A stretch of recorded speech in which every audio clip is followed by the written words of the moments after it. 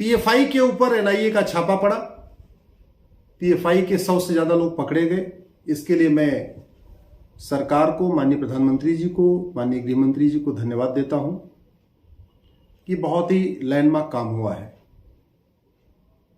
लेकिन क्या पीएफआई के लोगों को पकड़ने से पीएफआई खत्म हो जाएगा, या जैसा कुछ लोग मांग कर रहे हैं ban PFI, ban PFI, Twitter पे ट्रेंडिंग भी हो रही है, पीएफआई को बैन करने से पीएफआई खत्म हो जाएगा? इस पे सोचने की जरूरत है। आज का पीएफआई कल का सिमी था। आज के युवाओं को शायद सिमी के बारे में नहीं पता होगा, लेकिन हम लोग छोटे थे तब से हम सुनते आ रहे थे सिमी सिमी। जैसे आज की डेट में पीएफआई चर्चा होती है, ऐसे हम लोग जब यंग थे, कॉलेज के टाइम में थे, तो खूब सिमी की चर्चा होती थी। सिमी भी यही काम करता था जो आज पीएफआई कर रहा है।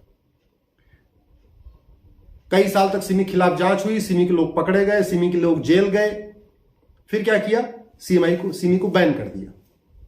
तो सिमी को बैन कर दिया तो एक नया संगठन से नाम बदल दिया। काम सब वही है, सारे काम वही जो सिमी कर रहा था, नाम उसने बदल के उसका पीएफआई कर दिया। तो सिमी के ऊपर भी छापे पड़ते थे, आज पीएफआई के ऊपर भी छापे पड़ रहे। इसका मतलब छापा परमानेंट सोल्यूशन नहीं है। सिमी को बैन किया था, अब पीएफआई को बैन करने की बात हो रही है। इसका मतलब बैन करना भी परमानेंट सोल्यूशन नहीं है। मैं इसलिए आप सबसे आग्रह करता हूं, इसको गंभीरता की समस्या समझिए। एक सतही इलाज होता है, टेम्परेरी जो इलाज होता है, ये बहुत कारगर नहीं होता। हम हर समस्या का टेम्परेरी इलाज करने की कोशिश कर रहे हैं। छापा मारना बहुत स्वागत योग्य है, पकड़ना बहुत स्वागत योग्य है, उनको जेल में डालना बहुत स्वागत योग्य है, और बैन भी हो जाए तो भी स्वागत योग्य है। लेकिन मैं फिर से कह रहा हूं, अगर आपने सिमी बैन किया, पीएफआई बन गया। पीएफआई बैन करेंगे, कल डीएफआई बन जाएगा। पीएफआई मतलब पॉपुलर फ्रंट ऑफ इंडिया, नाम ही तो बदलना है। वो डेमोक्रेटिक फ्रंट ऑफ इंडिया कर देंगे, डीएफआई कर देंगे। आप डीएफआई को बैन करोगे, 10 साल उसके खिलाफ जांच होगी, ये होगी वो होगी। डीएफआई बैन कर दोगे, तब तक हो सकता है वो सीएफआई बन जाए, एलएफआई बन जाए। नाम ही तो बदलना है, काम तो वही है। इसलिए मैं कह रहा हूं, ऐसे जिहादी संगठनों का आपको जड़ से आपको इलाज करना पड़ेगा। जड़ क्या है? सामान्य भाषा में जब दुश्मन को आपको खत्म करना हो तो सबसे पहले आप उसकी सप्लाई काटिए, रसद काटिए। ये कहते हैं ना, जब दुश्मन से युद्ध होता है तो पहला काम किया जाता है, सामने से आप गोली मारिए, लेकिन जो पीछे से उसको सामान आ रहा है उसको आप काटिए। पीएफआई जैसे संगठन जिंदा कैसे हैं? विदेशी फंडिंग पे। पीएफआई जैसे संगठन जिंदा कैसे हैं? काले धन की फंडिंग पे। पीएफआई जैसे संगठन कैसे जिंदा है? हवाला की फंडिंग पे। पीएफआई जैसे संगठन जिंदा है एफसीआरए की फंडिंग पे। तो इसलिए मैं गारंटी के साथ कहता हूं, अगर आप हवाला खत्म नहीं करोगे, आप एफसीआरए खत्म नहीं करोगे, तो पीएफआई को बैन करने से कुछ नहीं होगा। 5 साल, अगले ही साल एक नया संगठन बन जाएगा, डीएफआई बन जाएगा, सीएफआई बन जाएगा, एनएफआई बन जाएगा, केएफआई बन जाएगा। नाम ही बदलना है, कुछ भी बन जाएगा। यह जिहाद एक कैंसर है। किसी 10 लोगों को जेल में डालने के बाद जिहाद नहीं रुकेगा। 10 लोगों को आप 10 साल की सजा हो तब भी नहीं जिहाद रुकेगा। संगठन को बैन करने से भी जिहाद नहीं रुकेगा। अगर आप गूगल करिए डेजिग्नेटेड टेररिस्ट ग्रुप, एक बार गूगल करिएगा डेजिग्नेटेड टेररिस्ट ग्रुप, आपको 50 से ज्यादा संगठन मिलेंगे जिनको अलग अलग देशों ने बैन किया हुआ है। उसमें आईएसआईएस भी है, जैसे मोहम्मद भी है, ऐसे बहुत सारे संगठन, 50 के ज्यादा संगठन है जिनको अलग अलग देशों ने बैन किया हुआ है। क्या उसके बाद अलगाववाद खत्म हो गया? तो जब 50 से ज्यादा संगठनों को बैन करने के बाद अलगाववाद, आतंकवाद खत्म नहीं हुआ, तो पीएफआई को बैन करने से कैसे खत्म हो जाएगा? हमें बैन करना पड़ेगा उस सोच को, हमें खत्म करना पड़ेगा उस सोच को जो अलगाववाद को जन्म देती है। और वो सोच क्या है? मदरसे की टीचिंग। वो सोच क्या है?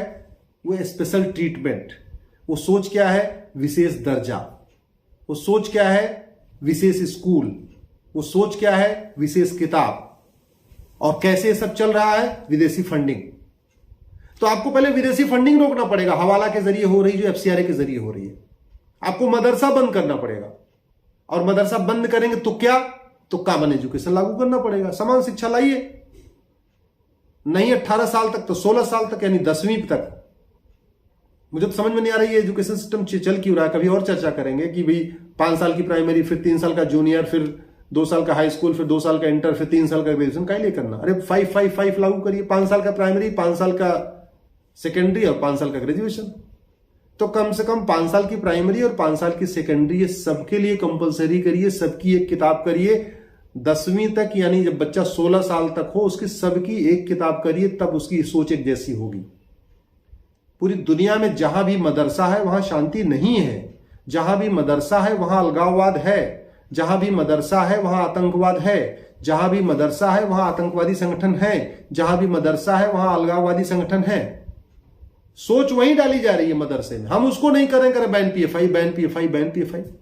पता नहीं लोगों का दिमाग डाइवर्ट करने के लिए कर रहे हैं, इतना ज्यादा प्रेशर क्रिएट कर रहा है, उस प्रेशर को रिलीज करने के लिए कर रहे हैं, या भगवान जाने क्या कर रहे हैं। हम वही गलती कर रहे हैं जो सिमी टाइम में किया था। Ban Simi, ban Simi, ban Simi, सरकार ने बैन कर दिया। अब हम ban PFI, ban PFI, ban PFI, सरकार पीएफआई बैन कर देगी। कल को डीएफआई आ जाएगा, फिर शुरू करना ban DFI, ban DFI, ban DFI. कब तक चलेगा?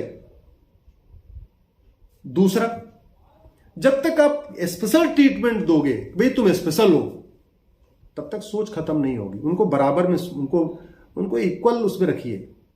स्पेशल ट्रीटमेंट खत्म करिए, उनका विशेष दर्जा खत्म करिए, माइनॉरिटी मेजॉरिटी वाला कॉन्सेप्ट खत्म करिए, ये पर्सनल लॉ खत्म करिए।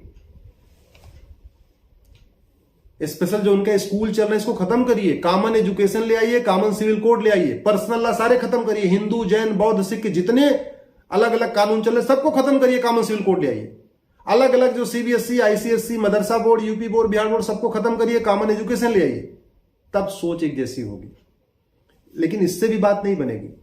आपको सबसे पहले आपको हवाला खत्म करना पड़ेगा, एफसीआरए खत्म करना पड़ेगा, काला धन खत्म करना पड़ेगा।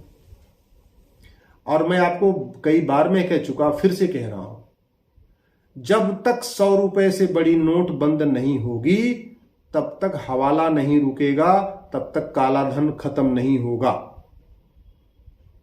100 रुपए से बड़े नोट की इस देश में जरूरत ही नहीं है। 100 रुपए से बड़े नोट की जरूरत केवल नेताओं को है, लुटेरों को है, नौकरशाहों को है, बाबुओं को है। आम आदमी को 100 रुपए से बड़े नोट की जरूरत नहीं है।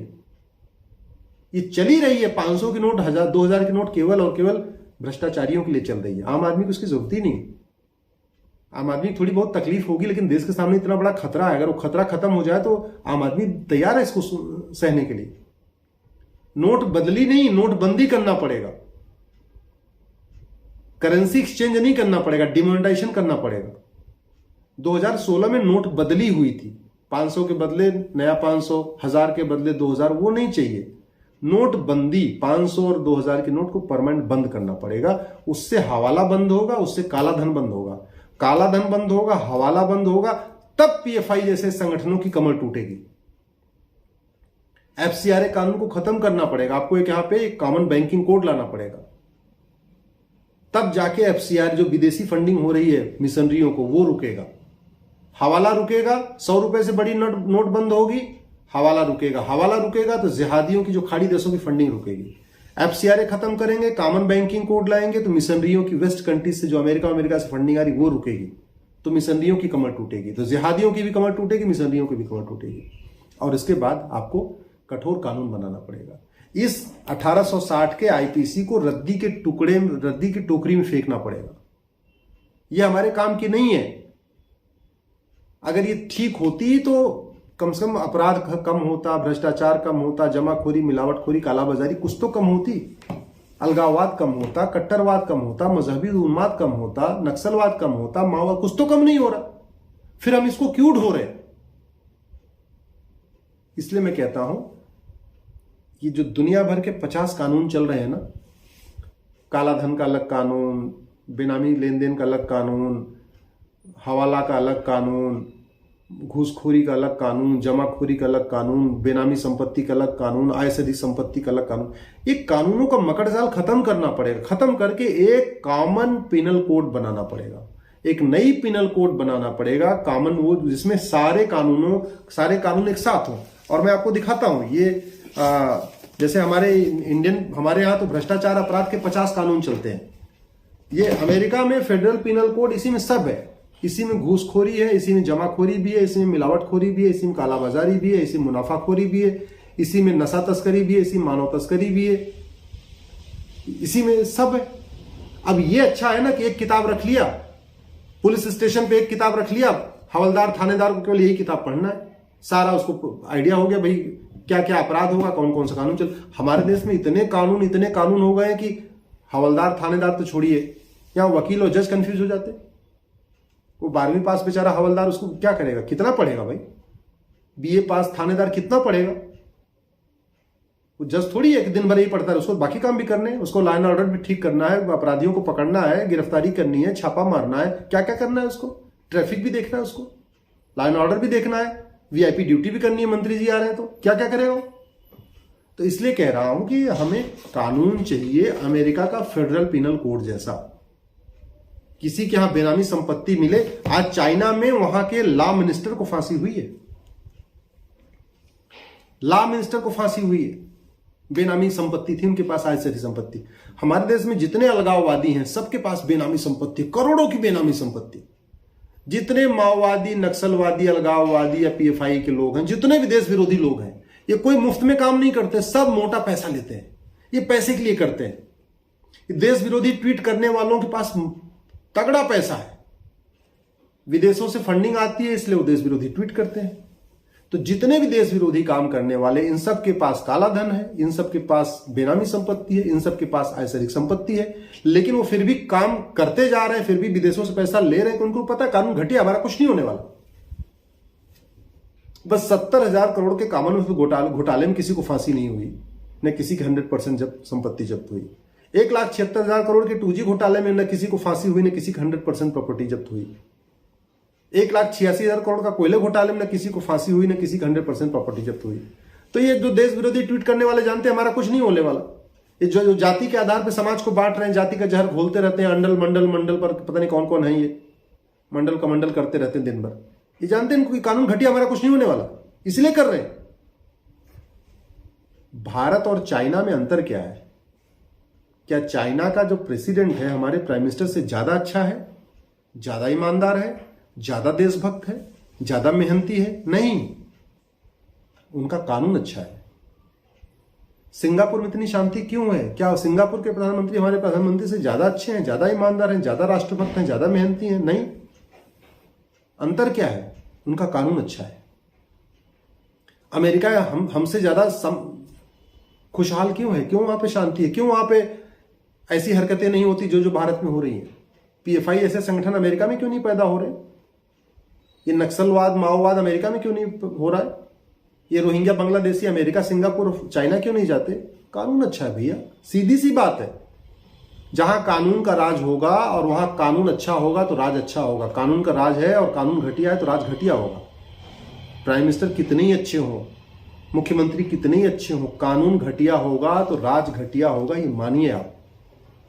इसलिए मैं कह रहा हूं जब तक कठोर कानून, जब तक भ्रष्टाचार खत्म नहीं होगा, काला धन हवाला खत्म नहीं होगा, तब तक ये अलगाववाद, जिहाद, पीएफआई ये सब खत्म नहीं होगा। और तरीका वही है, सरकार 100 रुपए से बड़ी नोट तत्काल बंद कर दे, नोटबंदी करे, नोट बदली नहीं। पिछली बार नोट बदली हुई थी, 500 के बदले 500, 1000 के बदले 2000। उससे काम नहीं बनेगा, नोटबंदी करना पड़ेगा।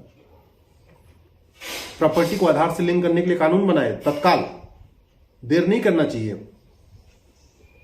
काला धन, बेनामी संपत्ति 100% जब्त करने और भ्रष्टाचारियों को फांसी देने के लिए और आजीवन कारावास देने के लिए तत्काल कानून बनाना पड़ेगा। उसमें डिले करने से कोई फायदा नहीं होगा।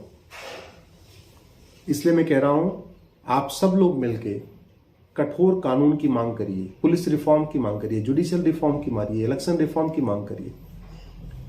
देश की जो सबसे बड़ी सेवा है, सब देश सेवा करते हैं, मैं अपनी तरीके से करता हूं, आप अपनी तरीके से करते हैं। भाई ड्राइवर अगर अच्छी तरीके गाड़ी न चलाए, जानबूझ के लाके गाड़ी किसी को ठोक दे, तो मालिक से गद्दारी करता ही नहीं करता? आप कहते हैं ना मालिक से गद्दारी कर रहा है। टीचर अगर ठीक से न पढ़ाए, तनख्वाह ले लेकिन ठीक से न पढ़ाए, तो हम क्या कहते हैं? ये बच्चों के साथ गद्दारी कर रहा है, कहते हैं। डॉक्टर पूरी फीस ले, तनख्वाह ले, लेकिन इलाज ठीक से न करे, तो क्या कहते हैं? देखो भाई ये तो अपने पेशेंट के साथ गद्दारी कर रहा है। ऐसे ही सांसद और विधायक, जिनको हम माननीय कहते हैं, जो जन सेवक हैं, जो लोक सेवक हैं, उनको वेतन भत्ता, गाड़ी बंगला, pension, free air ticket, free rail ticket, VIP सुविधा, ये किस लिए मिलता है? केवल फीता काटने के लिए? केवल भाषण देने के लिए? पूरे देश में घूमने के लिए? विदेशों में सैर करने के लिए? किस लिए मिलता है? अरे उनकी प्राइमरी ड्यूटी है अच्छे कानून बनाना। जानबूझ के घटिया कानून बनाना सबसे बड़ा राष्ट्रद्रोह है, ध्यान रखिएगा। जानबूझ के घटिया कानून बनाना सबसे बड़ा देशद्रोह है। घटिया कानूनों के खिलाफ न बोलना भी देशद्रोह है। घटिया कानूनों को न बदलना भी देशद्रोह है। घटिया कानूनों को कंटिन्यू करना भी देशद्रोह है। अगर हमें पता चल गया, डॉक्टर को पता चल जाए कि भाई ये बीमारी है और उसका इलाज न करे, उस बीमारी को कंटिन्यू करे, तो गद्दारी नहीं कर रहा पेशेंट के साथ। अगर डॉक्टर को पता हो कि भाई देखो शरीर में यहां पे बीमारी है और उसका इलाज न करे, तो क्या कहें? उसको अच्छा डॉक्टर मानेंगे क्या आप? मरने के लिए छोड़ दे पेशेंट को, अच्छी बात है क्या? नहीं। इसलिए मैं कह रहा हूं, अगर आप पीएफआई को बैन करने से कोई फायदा नहीं होगा, एक नया डीएफआई और सीएफआई और कुछ और पैदा हो जाएगा। पीएफआई बैन हो, लेकिन ये परमानेंट सोल्यूशन नहीं है। परमानेंट सोल्यूशन है election reform, police reform, judicial reform. Permanent solution है काला धन, बेनामी संपत्ति, आय से अधिक संपत्ति 100% जब्त करने के लिए कानून। परमानेंट सोल्यूशन है 100 रुपए से बड़ी नोट बंद हो। परमानेंट सोल्यूशन है प्रॉपर्टी आधार से लिंक किया जाए। परमानेंट सोल्यूशन है जिहादियों को फांसी हो। पिछले 20-25 साल में केवल 2 लोगों को फांसी हुई है। कितने जिहादी पैदा हुए पिछले 20 साल में? कम से कम 500 जिहादी पैदा हुए हैं, फांसी केवल 2 को हुई, अफजल गुरु, याकूब मेनन, बस। क्यों नहीं हो रही फांसी? कानून घटिया है। जब भी कहीं मर्डर होगा, कभी बलात्कार होगा, कभी कन्हैया का होगा, कभी उमेश कोल्हे का होगा, हम शुरू हो जाते हैं ट्विटर पे फांसी दो, फांसी दो, फांसी दो। अरे भैया, ट्विटर पे फांसी दो मत कहिए। ट्विटर पे आप ये कहिए फांसी देने के लिए कानून बनाओ। Ban PFI, ban PFI, ban PFI नहीं, आप कहिए जिहादियों को फांसी देने के लिए कानून बनाइए। नहीं तो फिर बैन पीएफआई होगा, नया डीएफआई आ जाएगा। अगर आपको मेरी बात ठीक लगी, आप मेरी बात से सहमत हैं, इस वीडियो को अधिक से अधिक शेयर करिए।